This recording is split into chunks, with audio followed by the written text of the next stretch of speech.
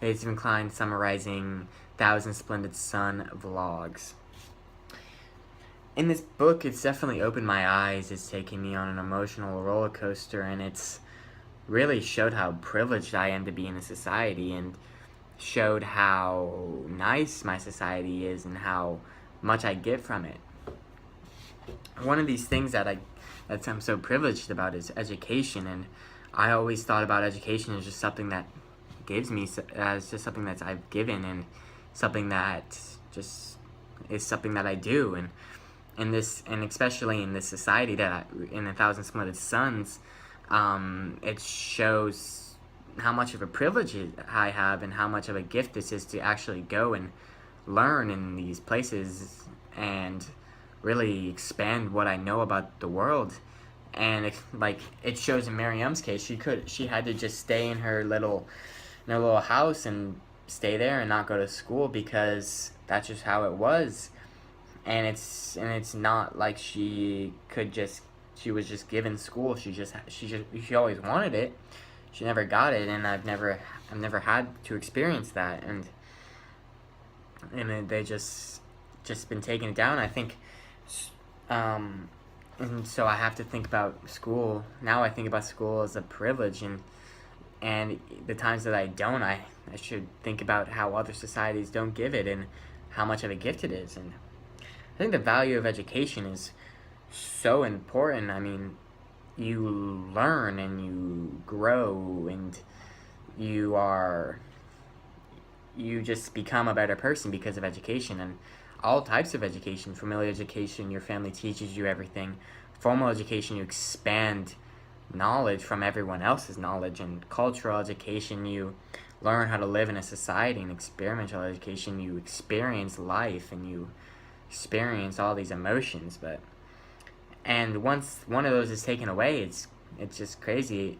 And especially in this case, at the end, the Taliban didn't even let the women get any formal education. They didn't even let them go to school. And I'll show you at the end, there was an attack on a school. 120 women were poisoned because they were going to school, and the Taliban didn't like that. And it's crazy to think about. But while it reflects on it, in part 2, chapter 16, page 114, it says, "A society has no chance at success if its women are educated." And it is true. I mean, in our society, every human being that can go to school does. In America, that's how it is. But in that case, they're not allowed to. They just can, and it shows how much of a putback society is. It doesn't.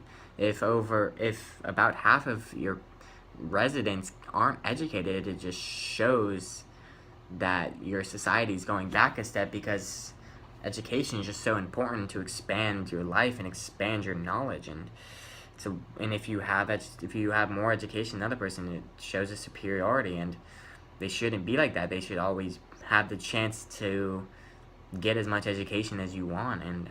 But it's just not a thing there. And I think all forms of education are very important. I mean, you learn throughout your life through different aspects, and I learn in school, I learn at my house with my family. I go out and I learn.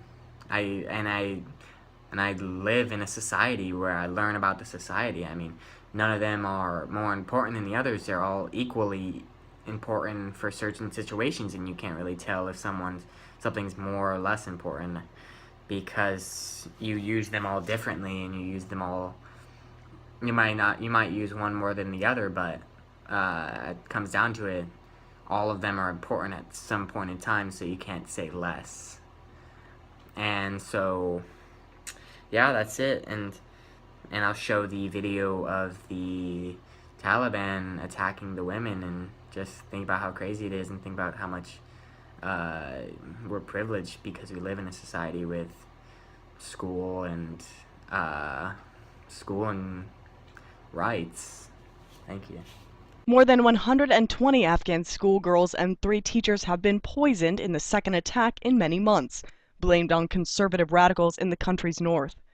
Victims of the poisoning are being treated in a hospital following the attack. One of the poisoned schoolgirls, who gave her name as Samara, gave details of the ordeal. We saw one of the students was unconscious and in bad condition. We were told not to drink the water, but we had already drunk the water, and we became unconscious too. The attack occurred in Takar province, where police said that radicals opposed to education of women and girls had used an unidentified toxic powder to contaminate the air in classrooms. Scores of students were left unconscious.